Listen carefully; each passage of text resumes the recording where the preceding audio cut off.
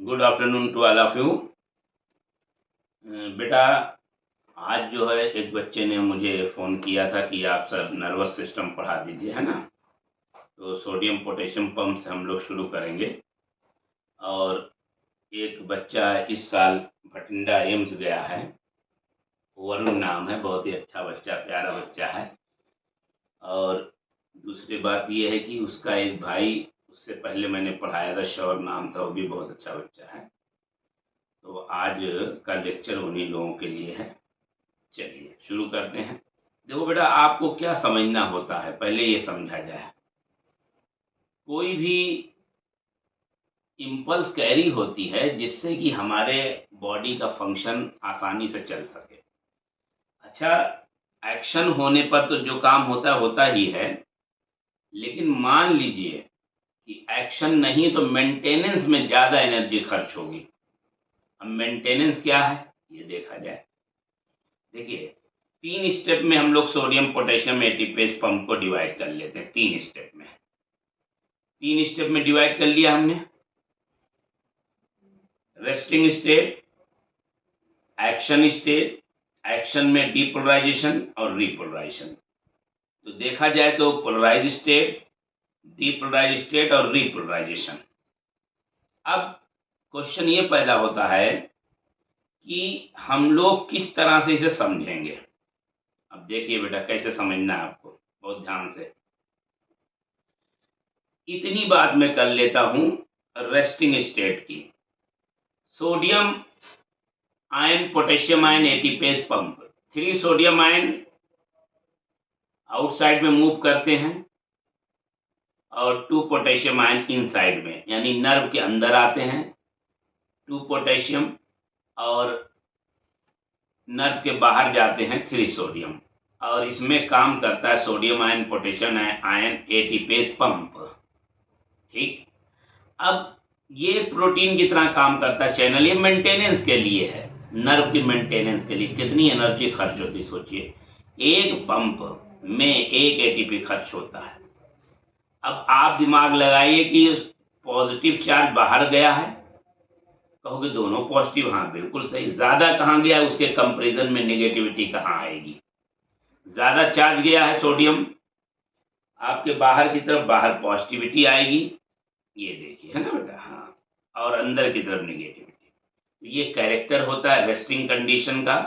Resting condition में -70 मिलीवोल्ट्स होते हैं अंदर की तरफ, निगेटिविटी अंदर की तरफ, पॉजिटिविटी बाहर की तरफ। अच्छा, कुछ चीजें नेग्लेक्ट कर देते हैं साइंटिस्ट, जैसे सोडियम आयन अगर ज्यादा है बाहर तो डिफ्यूजन के लिए थोड़ा बहुत तो आएगा ही आएगा। पोटेशियम आयन अंदर ज्यादा है, थोड़ा बहुत बाहर जाता रहेगा, तो इसको नेग्लेक्ट मान लेते हैं, क्योंकि पंपिंग के कंपैरिजन में देखा जाए तो ये बहुत कम है। अच्छा, अब बात क्या होती है बेटा, ये देखा जाए। सोडियम आयन मान लीजिए एक्शन हुआ, जैसे एक्शन होगा सोडियम आयन के चैनल ओपन हो जाएंगे। सोडियम आयन के चैनल ओपन होंगे और सोडियम आयन तेजी से मूव करेगा अंदर की तरफ नर्व में, और इम्पल्स को लेकर बढ़ जाएगा। 0.5 मिली सेकेंड में ये काम हो जाएगा। इम्पल्स आके जब चली जाती है तो पोटेशियम आयन के चैनल ओपन हो जाते हैं और बाहर की तरफ पोटेशियम आयन तेजी से मूव करते हैं। अब सोडियम आयन की एंट्री तो आप कहोगे depolarization, depolarization followed by repolarization. Repolarization में पोटेशियम आयन बाहर की तरफ मूव करेंगे। अब देखिए, रेस्टिंग के अपोजिट हो गया बिल्कुल। कैसे अपोजिट हुआ, रेस्टिंग में सोडियम आयन बाहर की तरफ आए, जबकि जब एक्शन हुआ तो सोडियम आयन अंदर ज्यादा हो गए बेटा और पोटेशियम आयन बाहर हो गए। अब फिर से पंपिंग होगी। अब देखिए, फिर से पंपिंग होनी है। अब तेजी से पंपिंग होगी और फिर मेंटेनेंस सेल के अंदर हो जाएगा।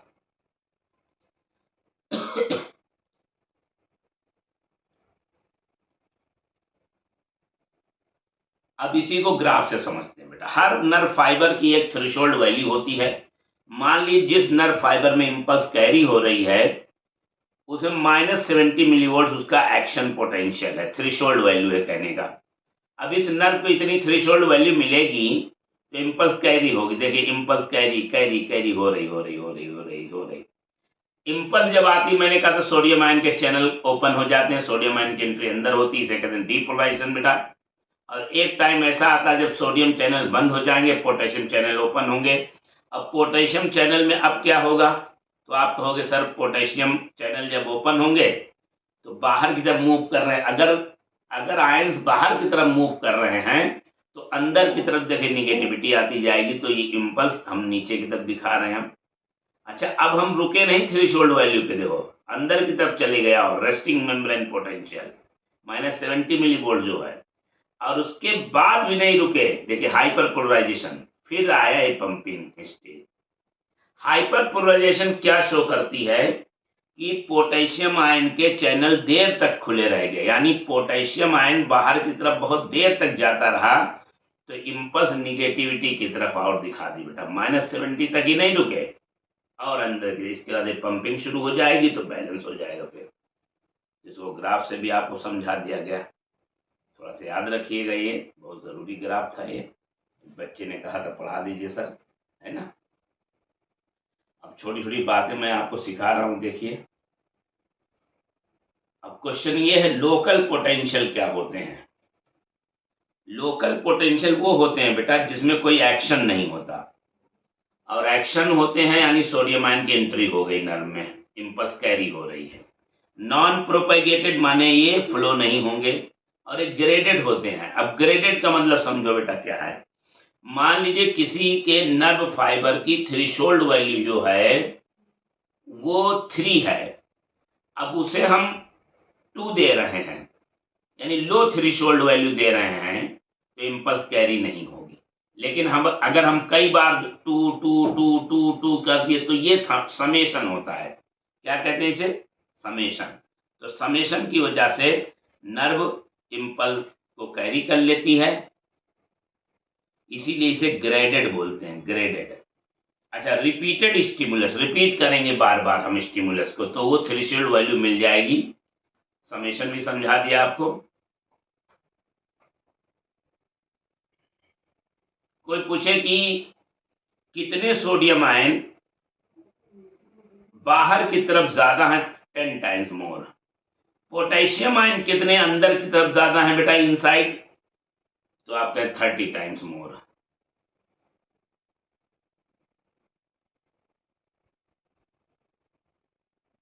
अब आ जाइए यहाँ, देखिए यहाँ पे लिखा हुआ है बेटा माइलिनेटेड नर्व और non myelinated nerve. Non myelinated nerve में जो होती है एनर्जी ज़्यादा खर्च होती है, क्योंकि सोडियम पोटेशियम जो चैनल होते हैं वो पूरे नर्व पे फैले होते हैं, जबकि इसमें एनर्जी कम खर्च होती, नोड ऑफ रेनबेर पर चैनल होते हैं सिर्फ। इम्पल्स कंडक्शन साल्टेटरी होता है, साल्टेशन का मतलब होता है जो है जंपिंग ऑफ इलेक्ट्रॉन, और इसमें कॉन्टिन्यूअस होता है, यानी कॉन्टिन्यूअस नर्व में इम्पल्स चलती रहती है, इसमें जंपिंग होके चलते हैं। एक्शन पोटेंशियल जनरेट होता है नोड ऑफ रेनबेर पर। जो बच्चे नहीं जानते नर्व का स्ट्रक्चर वो मैं पढ़ा दूंगा किसी दिन। नोड ऑफ रेनबेर जो होते हैं बेटा जहाँ पर माइलिन शीट नहीं होती है, और इसमें वेलोसिटी जो है इम्पल्स की 120 मीटर पर सेकेंड है, इसमें 10 to 20 मीटर पर सेकेंड। अब कुछ बातें और है बेटा, जैसे कौन कौन से केमिकल हैं जो इम्पल्स को आगे ले जाते हैं, उन्हें एक्साइटेटरी कहते हैं। जो इम्पल्स को रोक देते हैं उन्हें इनहिबिटरी कहते हैं, जैसे acetyl choline, glutamate, epinephrine, norepinephrine. और जबकि इनहिबिटरी में गाबा है, डोपामाइन है, सेरोटोनिन है, ग्लाइसिन है। ये आपको याद रखना है बेटा, याद करने वाली चीजें, समझना नहीं इसमें कुछ भी, ठीक है। साइनेप्टिक डिले जो है कंपैरिजन में बोला गया वर्ड है। अब जैसे मैं कहूँ कि केमिकल सिनेप्स ऑफ आपका जो है इलेक्ट्रिकल सिनेप्स में दो नर्व के बीच में कनेक्सान प्रोटीन भरी होती है, जिससे इम्पल्स फटाफट आ रही जा रही फास्ट होती है।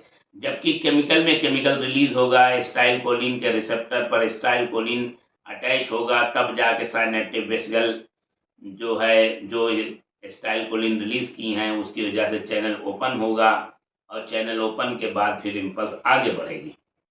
तो इसे ही साइनेप्टिक डिले कहते हैं, यानी डिले का मतलब ये है एक नर्व से दूसरे नर्व में इम्पल्स जाने में जो टाइम लग जाए। कभी कभी ये बैक्टीरियल इन्फेक्शन या टेटनस वगैरह से भी डिले हो जाती हैं। साइनेप्टिक फटीग क्या है बेटा? जब स्टाइल कोलिन की कमी हो जाए, रिपीटेड स्टिमुलस आ रहा है और स्टाइल कोलिन रिलीज होता जा रहा है बार बार, और जितनी देर बनने में लगेगा तब तक इम्पल्स जो है सस्पेंड हो जाएगी, तो इम्पल्स कैरी नहीं होती, उसे ही कहते हैं साइनेप्टिक फटीग। बस बेटा ये आपका मैंने पढ़ा दिया। अब आगे बढ़ते हैं हम लोग।